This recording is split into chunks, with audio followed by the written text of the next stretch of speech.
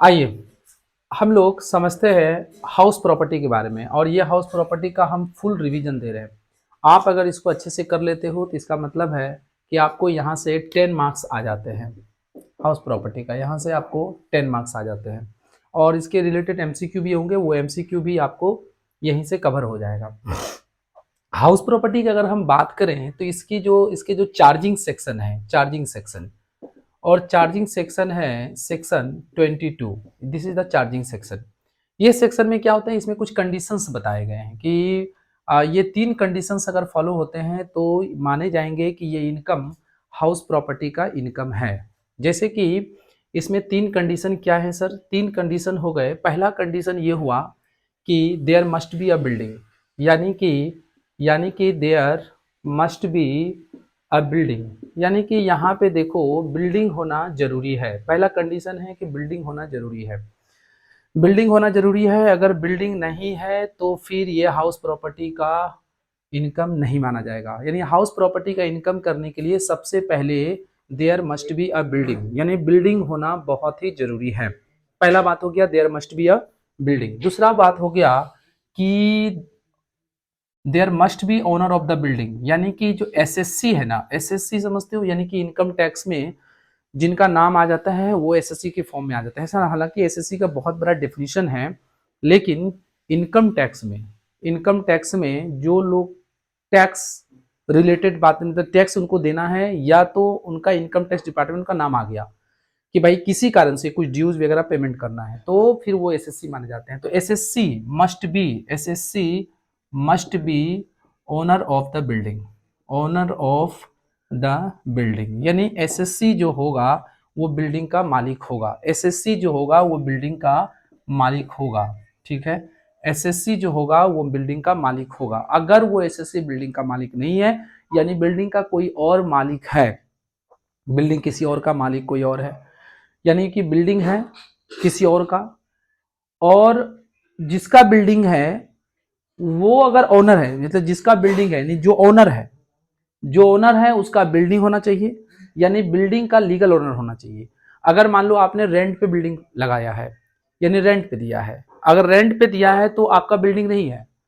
यानी कि क्या हुआ कि आप रेंट पे लिए प्रॉपर्टी को, और फिर आपने किसी और को भी रेंट पे लगा दिया, इसको बोलते हैं सबलेटिंग। सबलेटिंग नहीं चलेगा यहाँ पे। यहाँ पे आप ओरिजिनल मालिक आपको होना पड़ेगा। अगर आप ओरिजिनल मालिक हैं तो एसएससी, तो ऐसे एसएससी का हाउस प्रॉपर्टी में इनकम कैलकुलेट होगा। अगर मान लीजिए कि आपको रेंट पे मिला और आपने भी किसी और को रेंट पे लगा दिया, तो आपने जो किसी और को रेंट पे लगाया वो सब लेटिंग हो जाएगा, और सब लेटिंग जो है अदर सोर्सेज का इनकम हो जाएगा। तो वो बात अलग है, उसकी बात हम लोग बाद में करेंगे। तो SSC must be owner of the building. तीसरा हो गया कि बिल्डिंग जो है ना, building building should not be used, should not be should not be used should not be used for the purpose of for the purpose of business, यानी कि business के लिए, बिजनेस में बिल्डिंग को यूज नहीं होना चाहिए। अगर बिल्डिंग बिजनेस में यूज हो रहा है फिर नहीं आएगा। तो 3 कंडीशन क्या हो गया? 3 कंडीशन हो गया। पहला बिल्डिंग होना जरूरी है, फिर उसका मालिक होना जरूरी है, फिर उस बिल्डिंग को आप बिजनेस में यूज नहीं करोगे। अगर ये 3 कंडीशन अप्लाई होता है, तो अगर इस बिल्डिंग से आपने कुछ भी इनकम कमाया तो ये इनकम हाउस प्रॉपर्टी का इनकम माना जाएगा। अगर कुछ भी इनकम कमाया तो वो इनकम हाउस प्रॉपर्टी का इनकम माना जाएगा। लेकिन क्या मुझे ये याद रखना जरूरी है? ये याद रखना कोई जरूरी नहीं है, क्योंकि ये क्वेश्चंस नहीं पूछे जाते हैं। थोड़ी सी बेसिक नॉलेज के लिए ये आपको मालूम होना चाहिए।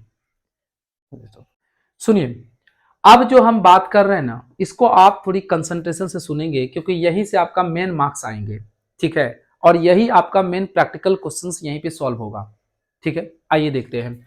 देखो अभी हम लोग बात करते हैं सेक्शन 23 का। सेक्शन 23, देखिए फिर बोल रहे हैं सेक्शन याद रखना हम लोग को यहाँ पे कोई दरकार नहीं है। मेन कंसंट्रेशन है कि इसको सॉल्व कैसे करना है। देखो मेन चीज क्या है कि हाउस प्रॉपर्टी का जो मेन फॉर्मेट है, अभी तो हम एक अलग फॉर्मेट, एक वर्बली फॉर्मेट बता रहे हैं, और फिर उसके बाद में जब हम क्वेश्चन कैसे सॉल्व करेंगे वो हम लोग देखेंगे। देखो हाउस प्रॉपर्टी का जो मेन फॉर्मेट है वो फॉर्मेट है कि सबसे पहले आप यहाँ पे जैसे निकालते हो हाउस प्रॉपर्टी का, देखो हाउस प्रॉपर्टी का ये मेन फॉर्मेट है, इसको इसी पे आपका 10 मार्क्स है हाउस प्रॉपर्टी का। आप यहाँ पे 2 कॉलम कर लेना, एक हो गया let out property, let out property, और एक हो गया self occupied property, self occupied property. ठीक है, उसके बाद यहां पे हम लोग कर लेंगे पर्टिकुलर्स, पर्टिकुलर्स। ठीक है, क्या क्या दिए हम लोग फॉर्मेट में, देखो यहां पे हम लोग लिखे पर्टिकुलर्स, यहां पे लेट आउट प्रॉपर्टी, और यहां पे देंगे self occupied property, let out property self occupied. इसको शॉर्ट में हम लोग ऐसे भी लिख सकते हैं, लेकिन शॉर्ट में हम लोग नहीं लिखेंगे। अगर लिखना है तो एक बार लॉन्ग में लिख लीजिए, फिर उसके बाद में शॉर्ट में लिखेंगे, क्योंकि शॉर्ट में अलाउ नहीं है एग्जाम में लिखना। आप जो भी लिखोगे फुल फॉर्म में लिखोगे।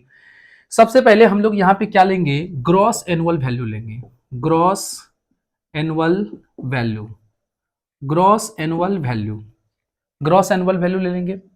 यहाँ पे कोई अमाउंट ले लेंगे, देखो ये स्टार मतलब कोई अमाउंट है, तो सबसे पहला आइटम क्या लेंगे, ग्रॉस एनुअल वैल्यू। और इसमें क्या होगा, इसमें नील होगा। इसमें अगर वैल्यू रहे भी तो सेल्फ ऑक्यूपाइड के केस में हम लोग एनएवी तक नील लेते हैं, यानी कि नेट एनुअल वैल्यू तक नील होता है।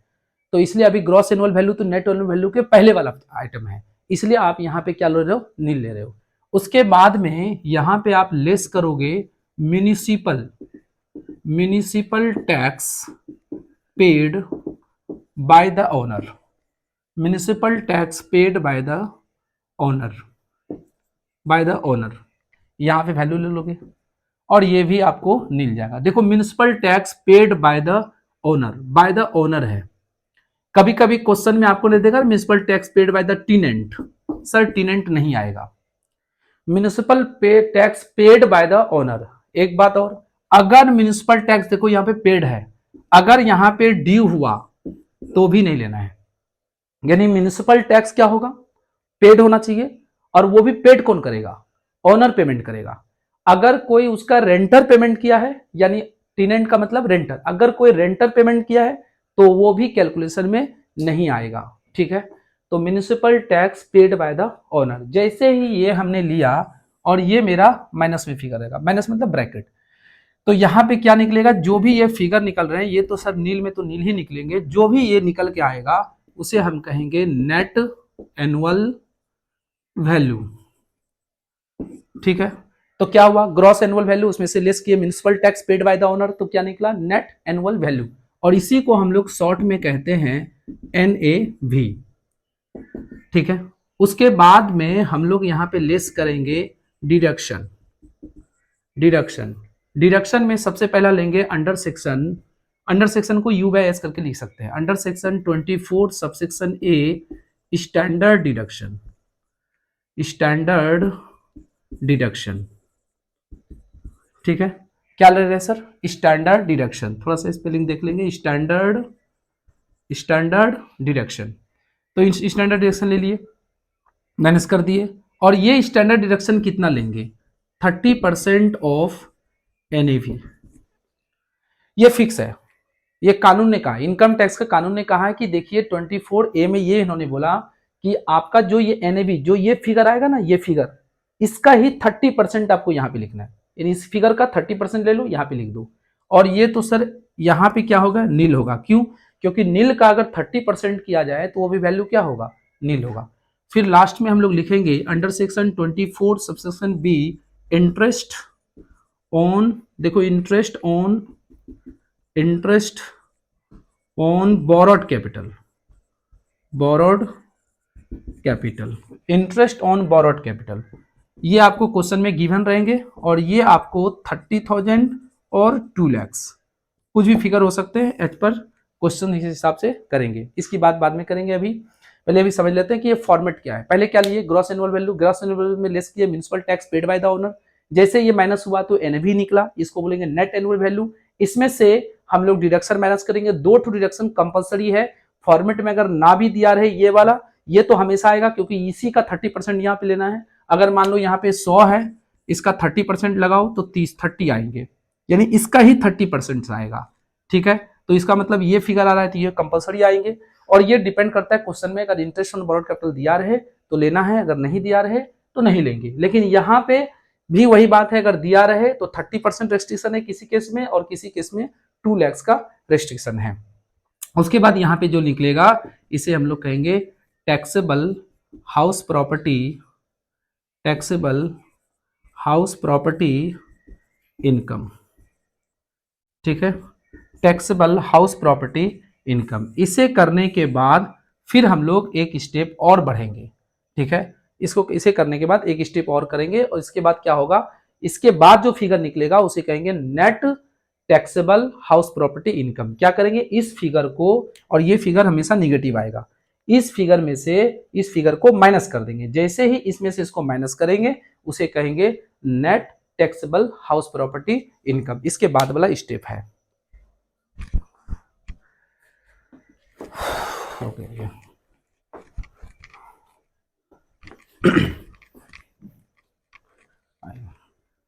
इसके बाद वाला में क्या स्टेप लेना है, तो मैंने बोला था कि देखिए इसके बाद जो आएगा, इसके बाद जो आएगा नेट टैक्सेबल, तो यहां पे हम लोग क्या लिख रहे हैं, net taxable, taxable HP income, net taxable HP income. और फिर ये लाइन यहां से तो क्लोज हो जा रहा है क्योंकि ये फिगर मुझे निकला था हाउस प्रॉपर्टी का। इसमें हम लोग क्या करेंगे, ये फिगर लेंगे और इसमें से ये फिगर को माइनस कर देंगे, क्योंकि ये फिगर तो माइनस में ही आएगा, और जो आएगा this amount will be called net taxable HP income, ठीक है। देखो सबसे बड़ा बात है कि जो हम लोग यहाँ पे ग्रॉस एनुअल वैल्यू जो ले रहे थे ना, यहाँ पे सबसे पहला item gross annual value, gross annual value हमेशा वर्किंग नोट में निकालना है हमें, ठीक है। हम लोग का फॉर्मेट था अभी क्या, gross annual value less municipal tax paid by the owner, क्या निकला, एनएवी नेट एनुअल वैल्यू। उसके बाद में हम लोग यहां पे किए थे deduction under section 24A standard deduction 30% of NAV, फिर लेस किया under section 24B interest on borrowed capital, और यहां पे रुपीस था, जो क्वेश्चन में जितना अमाउंट रहेगा वो, इसमें तो रेस्ट्रिक्शन है 30,000 और 2 लाख का। उसके बाद जो माइनस होकर के आया वो निकला हाउस प्रॉपर्टी का इनकम, जिसको बोलते हैं taxable income of house property.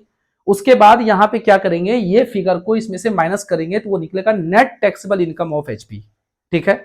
लेकिन मैंने क्या बोला कि जो पहला फिगर जो फॉर्मेट ले, देखो this is the format of house property, ये ही आपको फॉर्मेट मेंटेन करना है, ये फॉर्मेट में ही मार्क्स है हम लोग का। इसके अलावा जितने भी कैलकुलेशन होते हैं वो सब वर्किंग नोट में होते हैं।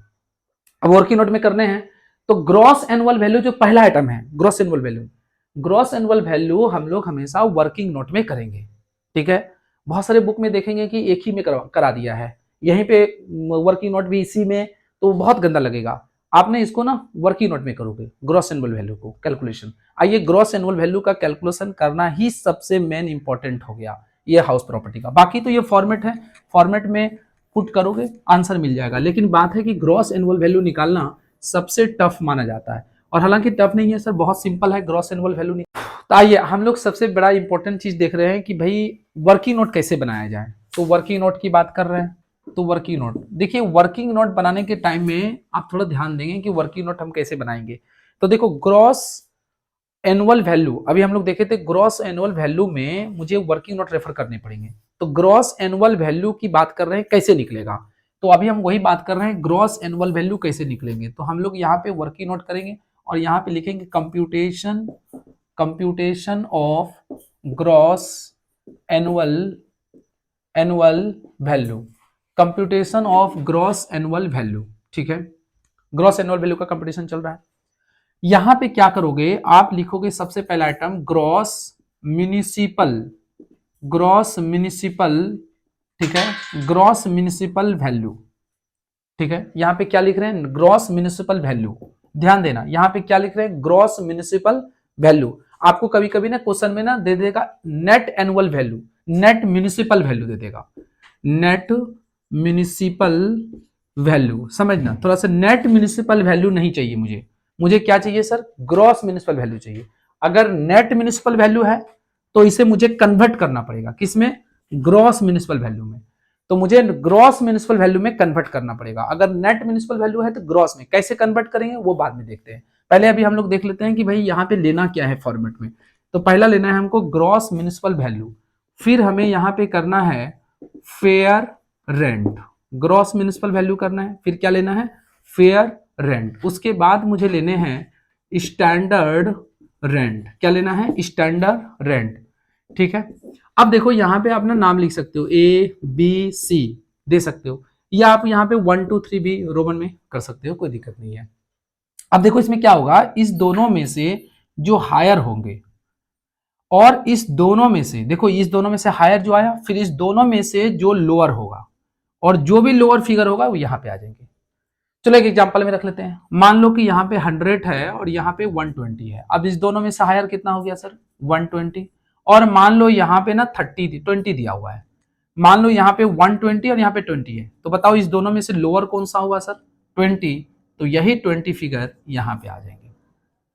ठीक है, दूसरा एग्जांपल, मान लीजिए ऐसा होता है कि यहाँ पे 100 है और यहाँ पे 130 है, और मान लीजिए सर यहाँ पे ना 230 है। ठीक है, ऐसा फिगर है, तो बताइए इस दोनों में से हायर कौन सा हो गया, 130, और इस दोनों में से लोअर कौन सा फिगर हो गया, 130 लोअर है, क्योंकि 230 और 130 में लोअर कौन सा है, छोटा वैल्यू कौन सा है, तो 130, तो यहाँ पे 130 आ गया।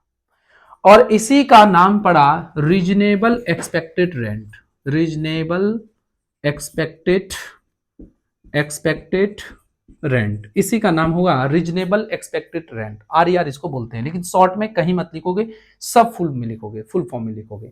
उसके बाद यहां पे क्या लेना है, एनुअल रेंट लेना है। देखो समझना, बार बार हम लोग यहाँ पे मिस्टेक, हम लोग का जो बुक यहाँ के जो बुक है, जो भी ऑथर के बुक आ रहे हैं, सब वो क्या कर रहे हैं, वो लोग गलत कर रहे हैं कैलकुलेशन, गलत कैलकुलेशन, मिस्टेक कैलकुलेशन कर रहे हैं सर। तो आपने ये चीज ध्यान देना कि एनुअल रेंट के टाइम में थोड़ी सी ध्यान देना, क्योंकि इनकम टैक्स का लॉ अलग बोल रहा है, और फिर आप बुक में जो लिख रहे हो वो गलत तरीके से लिख रहे हो, तो उस पर आंसर नहीं देगा आपको। देखो हम लोग किसकी बात कर रहे हैं, एनुअल रेंट। एनुअल रेंट का मतलब क्या हो रहा है, आपको पूरी 12 मंथ का रेंट लेना है। एनुअल रेंट का मतलब होता है पूरी 12 महीना का रेंट इसमें चाहिए। और कभी कभी क्वेश्चन में क्या रहेगा, आपको वैकेंसी दिया रहेगा और वहां पे रेंट रिसीव्ड वर्ड रहेगा। जैसे देखो पहले समझ लेते हैं कि एनुअल रेंट क्या है। तो एनुअल रेंट आपको यहाँ पे लेना है, तो एनुअल रेंट का मतलब क्या हो गया सर, 12 मंथ का रेंट चाहिए यहाँ पे। एनुअल रेंट का मतलब कितने महीना का रेंट चाहिए, 12 महीना का रेंट रहे, यहाँ पे 12 महीना का रेंट आ गया। फिर आप देखो इस दोनों में से हायर जो आएगा, जो भी हायर होगा वो हायर यहां पे आएंगे सर। पहले क्या देखा, ग्रॉस म्युनिसिपल वैल्यू और फेयर रेंट, दोनों में से जो हायर आएगा, फिर स्टैंडर्ड रेंट और हायर वाला फिगर में जो लोअर होगा, ये वाला फिगर और ये वाला फिगर में जो लोअर हुआ 130 आएंगे।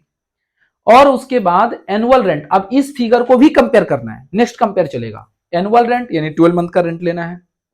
अब इस दोनों में से जो हायर होगा वो हायर फिगर यहां पे आएंगे।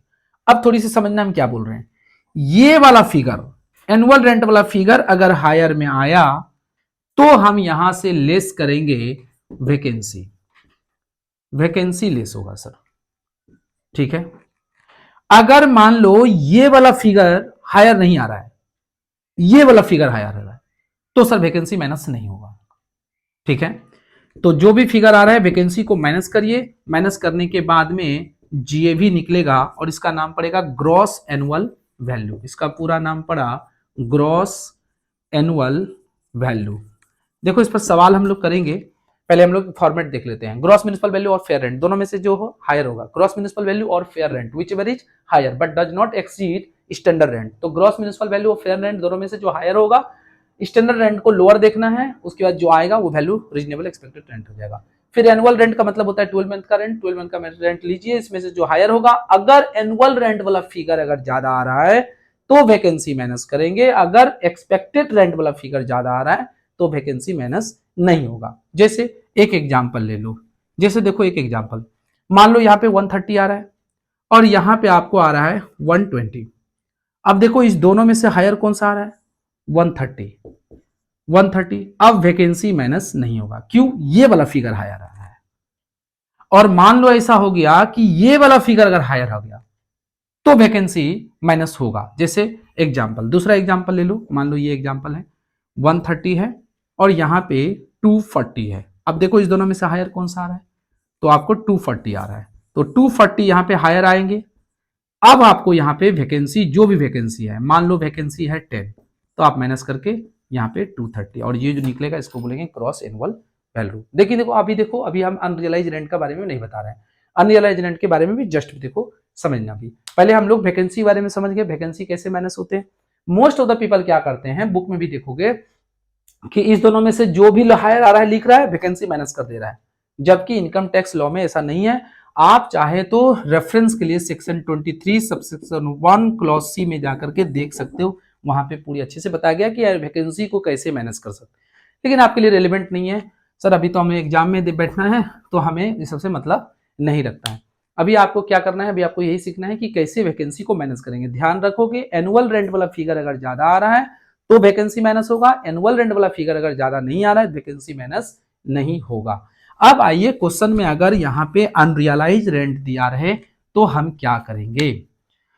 देखो मान लो क्वेश्चन में अनरियलाइज रेंट है, तो आप पहले क्या करना, एनुअल रेंट फिगर यहां पे ले लेना, फिर यहीं पे माइनस कर लोगे अनरियलाइज रेंट, अनरियलाइज्ड रेंट आप यहां पे माइनस कर दो। पहले क्या ले लो, एनुअल रेंट ले लो, अनरियलाइज रेंट को माइनस कर दो। माइनस करने के बाद ये तो फिगर व्हिच वेरी हायर तो आया ही है, इसमें माइनस करने के बाद देखो यहां फिगर क्या आ रहा है। अब इस दोनों में कंपेयर होगा, इस दोनों में जो हायर फिगर होगा वो यहां पे आएगा। अभी भी बहुत बता रहे हैं कि देखो हायर फिगर का ये वाला आया तो वैकेंसी को माइनस कर सकते हो, अगर फिर हायर वाला ये वाला अगर फिगर आ गया तो आपको वैकेंसी माइनस करने नहीं मिलेगा। यानी कि एनुअल रेंट में, अनरियलाइज रेंट में कोई दिक्कत नहीं, अनरियलाइज रेंट पहले माइनस कर लो, फिर यहां पे फिगर लेकर के आओ, फिर विच वर इज हायर देखोगे, ठीक है, विच वर इज हायर। लेकिन कंडीशन वैकेंसी का एक ही है कि अगर एनुअल रेंट वाला फिगर ज्यादा आ रहा है, एनुअल रेंट वाला फिगर अगर ज्यादा आ रहा है तो आप वैकेंसी को माइनस कर सकते हो। अगर एनुअल रेंट वाला फिगर ज्यादा नहीं आया, अगर एक्सपेक्टेड रेंट वाला फिगर ज्यादा आ गया यहां पे, तो फिर वैकेंसी माइनस नहीं होगा, ठीक है। आइए अब हम बात करते हैं कि कभी कभी क्वेश्चंस में आपको एक चीज दे देगा, ये दे देगा कि नेट म्युनिसिपल वैल्यू दे देगा, तो आपको ना ग्रॉस म्युनिसिपल वैल्यू निकालना है। आइए देखते हैं कि ग्रॉस म्युनिसिपल वैल्यू हम लोग कैसे निकालेंगे, कन्वर्ट करेंगे। अगर मान लो क्वेश्चन में आपको दिया है नेट म्युनिसिपल वैल्यू, तो सबसे पहले क्या करना होगा, इसको कन्वर्ट करना पड़ेगा, ठीक है, इसको आपको कन्वर्ट करना पड़ेगा। कन्वर्ट किस में करोगे सर, ग्रॉस म्युनिसिपल वैल्यू में। समझो अगर क्वेश्चन में नेट म्युनिसिपल वैल्यू दिया है तो पहले आप इसको कन्वर्ट करना ग्रॉस म्युनिसिपल वैल्यू में। ग्रॉस म्युनिसिपल वैल्यू में कैसे कन्वर्ट करोगे, तो जो भी ये फिगर है, मान लो एग्जांपल के लिए ये फिगर है 190 है, ठीक है, ये फिगर मान लो 190 है, तो आप क्या करोगे, सबसे फिगर 190 आप यहां पे ले लेना, उसके बाद डायरेक्ट आप 90 कर देना और इंटू 100 कर देना, निकल जाएगा, जो फिगर आएगा वो निकल जाएगा। मान लो दूसरा एग्जांपल, अगर मान लो यहां पे आपको दिया है 900, ठीक है, 900 दिया है, तो क्या करोगे, सेम बात 900 ले लेंगे, फिर यहां पे डिवाइड करेंगे 90 और इंटू करेंगे 100, ये निकल जाएगा सर, जो भी फिगर आएगा वो ग्रॉस म्युनिसिपल वैल्यू। यानी जब भी नेट म्युनिसिपल वैल्यू से ग्रॉस म्युनिसिपल वैल्यू में कन्वर्ट करना हो तो डिवाइड आप 90 करना, ग्रॉस से नेट म्युनिसिपल वैल्यू से ग्रॉस म्युनिसिपल वैल्यू में कन्वर्ट करना है, नेट म्युनिसिपल वैल्यू से ग्रॉस म्युनिसिपल वैल्यू में कन्वर्ट करना है तो आपको 90 से डिवाइड करना पड़ेगा। क्यों डिवाइड करना पड़ेगा, क्योंकि हमें 10% रिबेट मिलते हैं और 10% रिबेट मेट्रोपॉलिटन सिटी के लिए मिलते हैं, ठीक है। तो आप क्वेश्चन में देख लेना कि मेट्रोपॉलिटन सिटी क्या होंगे, तो आपको दिल्ली आएंगे, कोलकाता आएंगे, चेन्नई आएंगे, ठीक है, और मुंबई आ गए, दिल्ली, कोलकाता, चेन्नई एंड मुंबई। तो ये जो 4 मेट्रोपॉलिटन सिटी हैं, 4 में हालांकि एक और बन गया है लेकिन उसकी बात छोड़ो, अभी जो 4 मेट्रोपॉलिटन सिटी हैं, अभी जो 4 मेट्रोपॉलिटन सिटी हैं जो हमारे एग्जाम में मोस्ट इंपॉर्टेंट है, वहां पे बोल दिया जाएगा कि दिल्ली, मुंबई, कोलकाता, चेन्नई, ये सब अगर सिटी है तो इस सिटी, स्टेट की बात नहीं कर रहे हैं, सिटी की बात कर रहे हैं, तो यहाँ पे कितना परसेंट रिबेट मिलता है सर, 10%। और जब भी आपको नेट बोलेगा ना, नेट म्युनिसिपल वैल्यू, आप समझ लेना कि यही स्टेट की बात हो रहा है, आप ध्यान भी मत देना कि ये स्टेट की बात किया गया, नेट फिगर है डायरेक्ट डिवाइड मार दो, ठीक है, क्योंकि अगर ये रहेगा तभी आपको नेट देगा, नहीं तो ग्रॉस देगा आपको, ठीक है। और अगर मान लो कि ग्रॉस फिगर दिया हुआ है, सपोज दैट आपको ग्रॉस फिगर दिया है, तो देखो बात को समझना, जो चीज बता रहे ये चीज देखना, देखो ये जो म्युनिसिपल टैक्स है ना, म्युनिसिपल टैक्स, म्युनिसिपल, पहले म्युनिसिपल वैल्यू की बात कर लेते हैं। ये जो म्युनिसिपल वैल्यू है ना, ये म्युनिसिपल वैल्यू, एक तो बात हो गया gross municipal value, gross municipal value, और एक हो गया net municipal, net municipal value. अब समझना, ये जो म्युनिसिपल वैल्यू है, म्युनिसिपल वैल्यू का दो मोड हो गया। म्युनिसिपल वैल्यू दिया रहेगा क्वेश्चन में, आप एक बार देख लो, क्वेश्चन अगर साइलेंट है, कुछ नहीं बोला, समझना ग्रॉस फिगर है। नेट दिया रहेगा तभी समझोगे कि नेट फिगर है। तो अगर म्युनिसिपल वैल्यू है, ग्रॉस म्युनिसिपल वैल्यू है, तो आपको ग्रॉस और नेट का प्रॉब्लम कहां पे आएगा? तो जो मेट्रोपॉलिटन सिटी है, मेट्रोपॉलिटन, मेट्रोपॉलिटन सिटी की बात कर रहे हैं। अब मेट्रोपॉलिटन सिटी में बताइए सर क्या क्या आएंगे? तो वही बताया, दिल्ली, मुंबई, चेन्नई एंड कोलकाता, ये चार स्टेट है सर, ये चार सिटी, सॉरी स्टेट नहीं, चार सिटी है। कौन कौन सी सिटी हो गया? आपको आ गया दिल्ली, मुंबई, ठीक है, चेन्नई और कोलकाता। अब इतना ही याद रखो। और अभी हम लोग का एग्जाम कोलकाता में हो रहा है, तो पक्का कोलकाता ही देगा, ठीक है, एग्जाम कोलकाता होगा।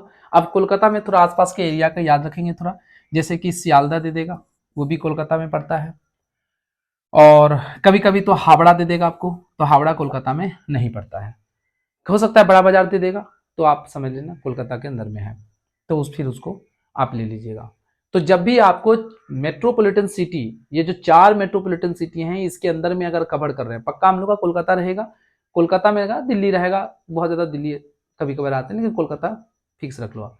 तो कोलकाता अगर स्टेट रहा, ये सिटी रहा, कोलकाता अगर सिटी रहा, अच्छा कभी कभी आपको ना वेस्ट बंगाल दे देगा, तो वेस्ट बंगाल जो देख रहे हो ना, ये तो स्टेट हो गया ना सर, ये स्टेट है, तो इसके लिए नहीं आएंगे। फिर हम बात कर रहे हैं सिटी, सिटी यानी कि इस वेस्ट बंगाल में एक सिटी हो गया जिसको हम लोग कोलकाता बोलते हैं, ठीक है। ये जो कोलकाता है ना, ये मेट्रोपॉलिटन सिटी है, अगर ये रहेगा तभी आपको ग्रॉस और नेट की बात सोचना है, अदरवाइज आपको नहीं सोचना है। वेस्ट बंगाल में स्टेट में कोई मैटर नहीं करता है। तो अब क्या है, तो ग्रॉस म्युनिसिपल वैल्यू अगर रहे तो फिर आपको नेट में भी कन्वर्ट करना पड़ेगा, और नेट म्युनिसिपल वैल्यू रहे तो ग्रॉस में भी कन्वर्ट करना पड़ेगा। तो आप देखो, अगर मान लो हमारे पास नेट म्युनिसिपल वैल्यू दिया हुआ है क्वेश्चन में, मान लो कि हमारे पास दिया है यहाँ पे 990 दिया हुआ है नेट म्युनिसिपल वैल्यू, तो इसको इसमें कन्वर्ट करना है। कन्वर्ट कैसे करोगे सर? तो 990 डिवाइडेड बाय 90 इंटू क्या करोगे 100, जैसे 100 करोगे, 100 जैसे करोगे, तो यहाँ पे आएंगे 9900, ठीक है, ये फिगर आ जाएंगे। तो फिर आपको ना कभी कभी ना, मान लो आपको यहाँ पे दिया हुआ था 1000, suppose that gross municipal value, ये तो एक क्वेश्चन हो गए, एक केस इधर का हो गया। मान लो कि ग्रॉस म्युनिसिपल वैल्यू 1000 है, तो इसको इसमें कन्वर्ट करना पड़ेगा नेट म्युनिसिपल वैल्यू में। कैसे करेंगे? तो 1000 लेंगे, माइनस करोगे 10%, 1000 कैलकुलेटर में लिखोगे माइनस और 10% मारोगे, तो आपने ही यहाँ पे आ जाएगा, 10% माइनस करो तो 99, कितना आ जाएंगे 99, 10% है तो परसेंट 100, तो 900 आ जाएंगे यहाँ पे। जैसे ही 10% माइनस करोगे तो ये 900 आ जाएंगे, ठीक है। और अगर ग्रॉस दिया है तो ग्रॉस का टाइम में ग्रॉस का काम करोगे, लेकिन आपको नेट म्युनिसिपल वैल्यू भी में भी कन्वर्ट करना पड़ेगा। वो कब करोगे? ये जो नेट म्युनिसिपल वैल्यू है ना, ये आपको काम आएंगे म्युनिसिपल टैक्स निकालने के लिए, म्युनिसिपल टैक्स निकालने के लिए। जब आप म्युनिसिपल टैक्स निकालोगे तो उस समय आपको वहां पे दरकार पड़ेगा नेट म्युनिसिपल वैल्यू चाहिए। देखो, जब वर्किंग नोट 1 कैलकुलेशन करोगे तो वहां पे ग्रॉस म्युनिसिपल वैल्यू चाहिए, लेकिन जब आप फॉर्मेट में जाओगे, जहां पे फॉर्मेट में हम लोग ग्रॉस एनुअल वैल्यू लिखे थे, उसके बाद less municipal tax paid by the owner लिखे थे, वहां पे जो municipal tax paid by the owner है, तो वहां पे मुझे नेट म्युनिसिपल वैल्यू चाहिए, उस पर हम टैक्स निकालेंगे, तो वहां पे नेट चाहिए। और अगर मेट्रोपॉलिटन बात नहीं है तो छोड़ो ही नहीं, जो ग्रॉस है ग्रॉस ही हर जगह चलेगा, ठीक है। और क्वेश्चन में कभी कभी आपको दे देंगे निकाल करके अमाउंट म्युनिसिपल टैक्स, तब तो दिक्कत ही नहीं है, तो आप कर लोगे, ठीक है। आइए अब इस पर हम लोग क्या कर लेते हैं, एक क्वेश्चंस हम लोग देख लेते हैं।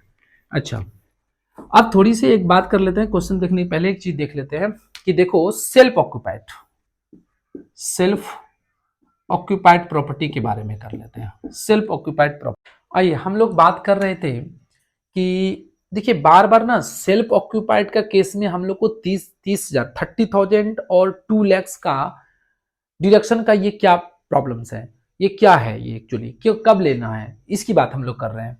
तो देखिए मेरे पास में दिया हुआ था सेल्फ ऑक्यूपाइड प्रॉपर्टी के का दिया हुआ था क्वेश्चंस मान लो। तो सेल्फ ऑक्यूपाइड में क्या होता है ना कि इंटरेस्ट का इसका बड़ा झमेला है, और कोई झमेला नहीं सर, बहुत ही सिंपल बात है, इंटरेस्ट एकदम छोटी सी बातें हैं इंटरेस्ट का।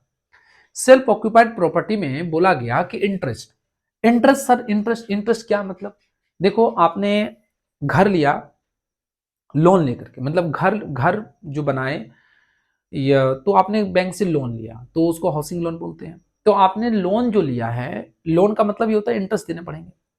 तो आपने जो लोन लिया ना, तो उस पर आपको ना इंटरेस्ट देने होंगे, तो उस इंटरेस्ट की बात कर रहे हैं। गवर्नमेंट कहती है कि भाई, इनकम टैक्स डिपार्टमेंट कहता है कि भाई जो इंटरेस्ट आप दे रहे हो ना, वो इंटरेस्ट का डिडक्शन देंगे आपको। आप घर लो लोन पे लो, लोन लेकर के घर खरीदो, घर खरीदो या घर का रिपेयर फिपेयर करो, कुछ भी लो, मतलब घर में खर्च करो, लोन लो और घर में खर्च करो।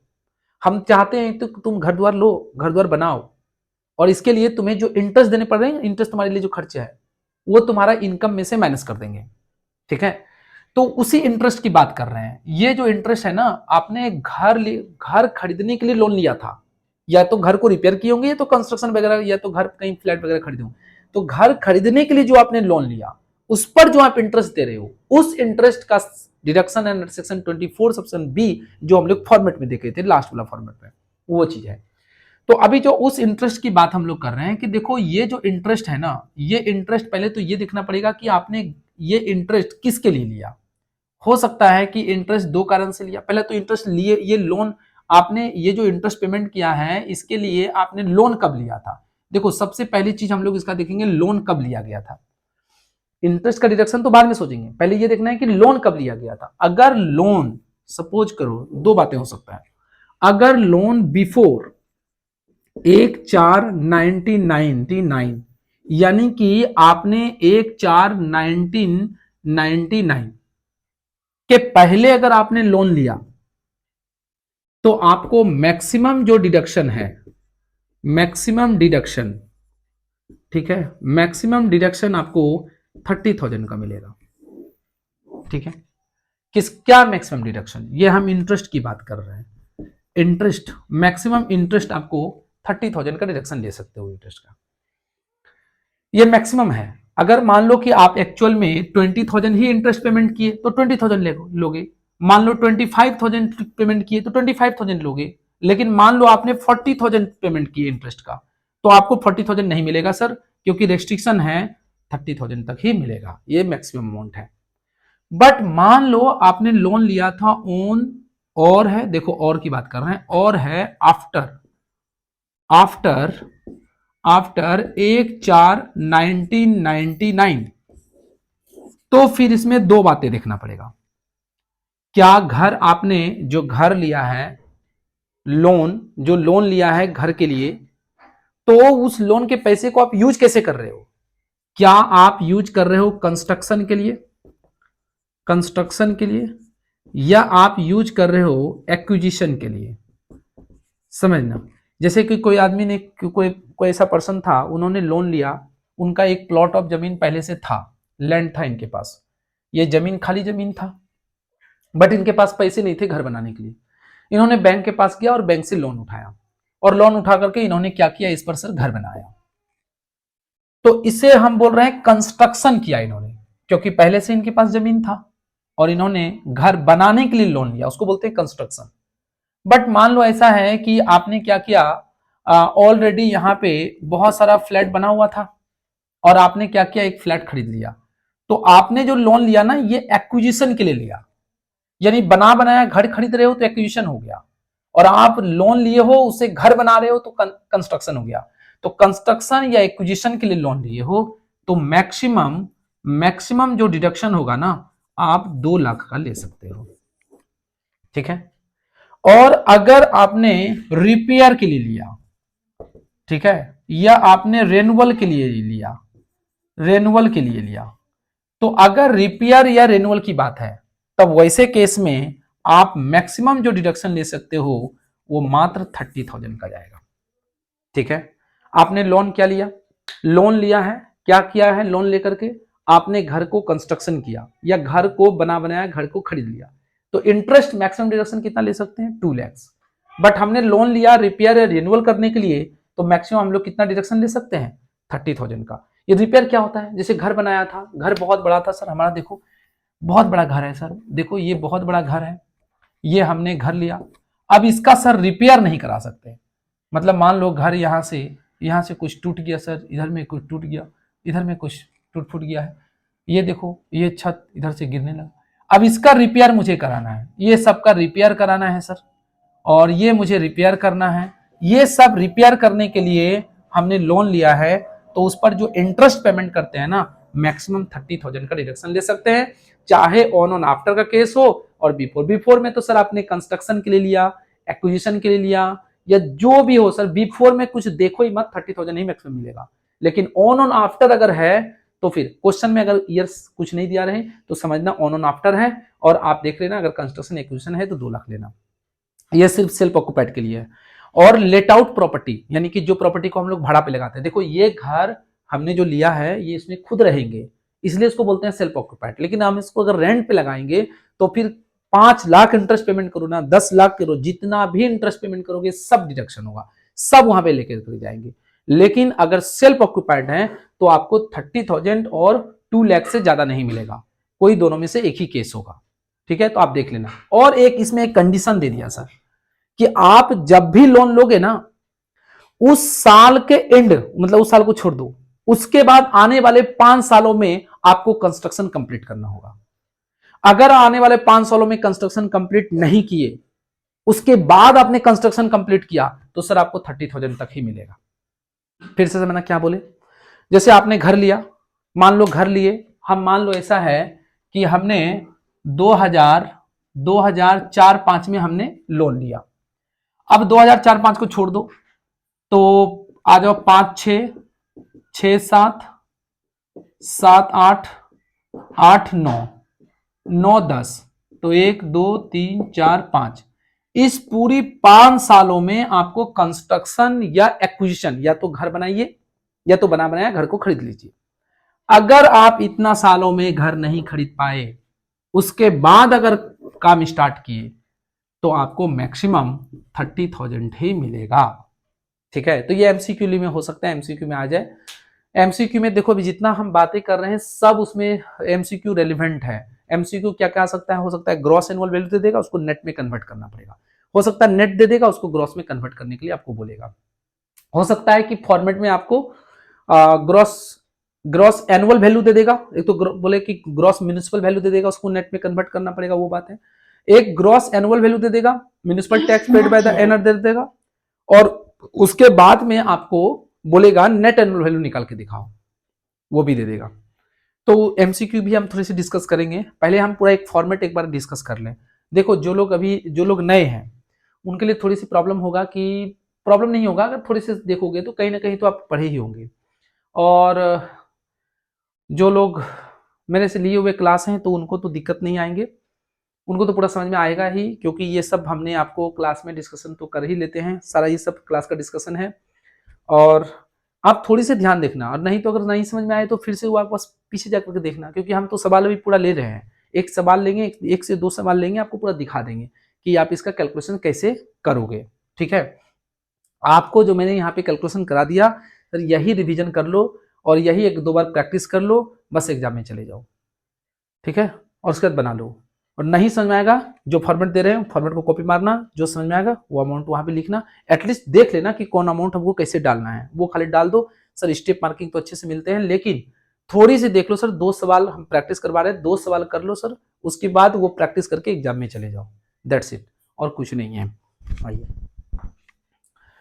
देखिए, तो इसमें क्या कर रहे थे हम लोग, तो बात है कि हम लोग को यही देखना चाहिए कि, और हम लोग का एग्जाम में क्या आएगा, देखो इंपॉर्टेंट यही है कि हम लोग का इतना डीप हम लोग को नहीं सोचना है, हम लोग को ये सोचना है कि खाली हम लोग को देखना है कि कंस्ट्रक्शन के लिए है कि नॉन कंस्ट्रक्शन। अगर कंस्ट्रक्शन एक्विजिशन है तो 2 लाख ले लेना, 2 लाख तो मैक्सिमम है, हो सकता है वहां पे 40,000 होगा 40,000 लीजिए, अगर वहां पे 30,000 होगा 30,000 लेना, अगर मान लो वहां पे 2.5 लाख रुपए इंटरेस्ट है तब तो 2 ही लाख दे पाओगे, और अगर मान लो कि कंस्ट्रक्शन एक्विजिशन है ही नहीं, इसका मतलब पक्का समझ लो 30,000 से ज्यादा जाना नहीं है, और जानबूझ के वहां पे 32 दे देगा, फिर आपको वहां पे कितना लेना है सर, 30,000 लेना है। आइए देखिए, तो पूरी हाउस प्रॉपर्टी की अगर हम बात करें तो पूरी हाउस प्रॉपर्टी की बात हम लोग पूरा कर लिए। क्या हाउस प्रॉपर्टी में इतने ही चीजें हैं जो आपको आएंगे। कभी कभी क्वेश्चन में कह देंगे कि पीछे वाला जो हाउस प्रॉपर्टी का ड्यू था ना, इस बार पेमेंट हुआ है, तो इस बार तो पेमेंट हुआ है, तो पेमेंट में आप ले लो। कभी कभी क्वेश्चन में कहेंगे इस वाला ड्यू नहीं है, इस करंट ईयर में ना कुछ ड्यू रह गया, तो उसको हटा दो।